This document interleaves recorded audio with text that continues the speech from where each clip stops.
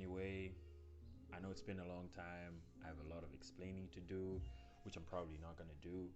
I've just been lazy. I'm not gonna lie.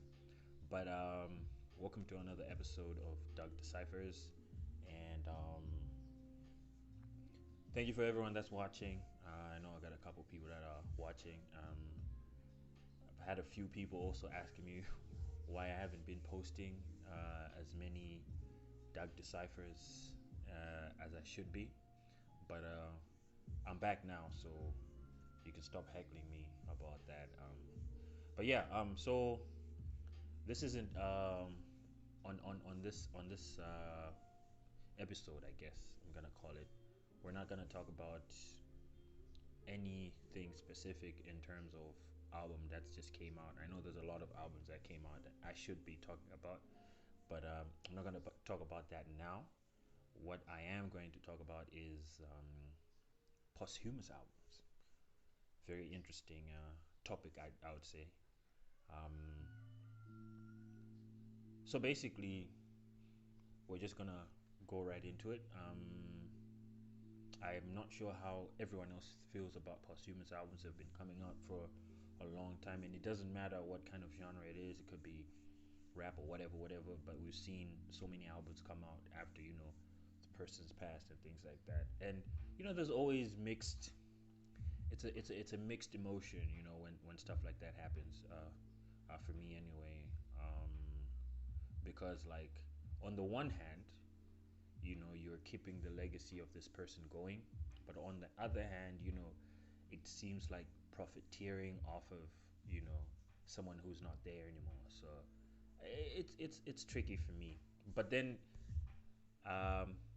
we're just also gonna I'm just also gonna talk about the most famous posthumous albums, obviously in this case in rap. So from the time I was young, I remember right around when I think Tupac was killed and Biggie, that whole era. I didn't really know whether or not Tupac was dead because he kept releasing albums.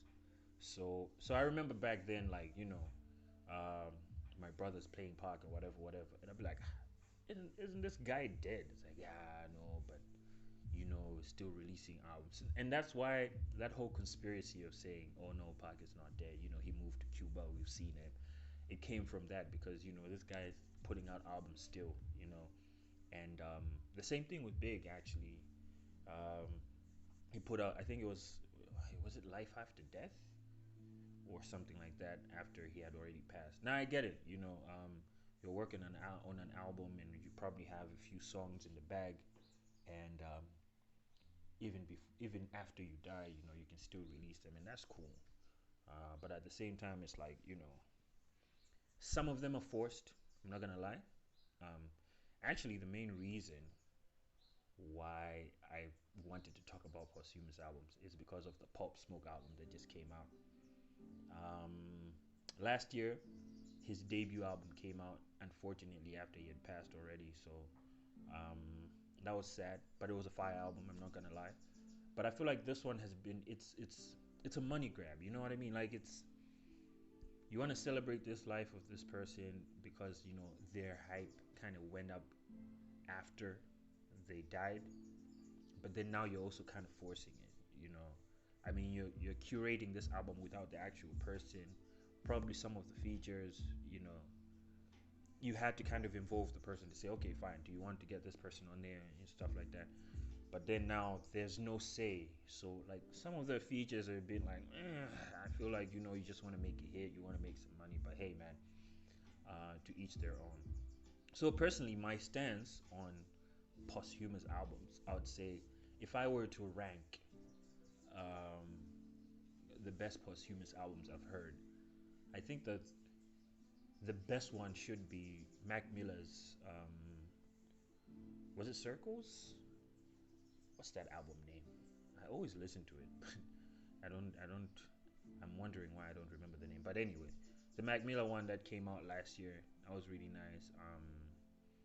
Very chilled out, very melodic, and I think it captured, you know, Mac Miller in the lights that he would want to be captured posthumous, I guess. But yeah, it was a great album, man. And of course the ones from back in the day. I think most of Pac's albums after he died were also nice, big. And then they did. I remember they did that Biggie duet or whatever, where they had everyone in there. You had the Pac's life and stuff like that. Many years after like it was almost 15 years afterwards. It's a posthumous 15 years afterwards. I feel like Diddy and them, they just wanted to get some money. You know what I mean? But it was a fire album. They still recycled some verses on new beats and new features, but it was a cool album. But I'm not gonna say like it was like the best. The best. I think Mac Miller takes the cake for me in terms of posthumous albums. Um, if you remember any other posthumous albums, you can also drop them in the comments. Um, it can be any genre. It doesn't matter what genre it is.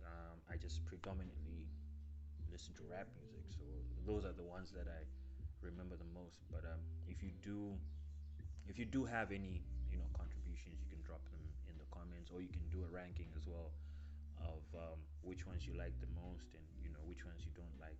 But also just a general opinion about posthumous albums in general. Like, do you think they're necessary, or do you think they should just let a person rest, or things like that? But also, I don't know like what happens to the sales. Like, if someone is selling, if they go platinum or whatever, does the money go to towards the family, or I guess it all depends on owning masters, I guess, something like that. But it would be better if the money goes to like the family, or the record company says the bulk of the money is gonna go to you. I think that's better, but you know I don't know what happens. So please let me know, and I guess I'll see you again next time. All right,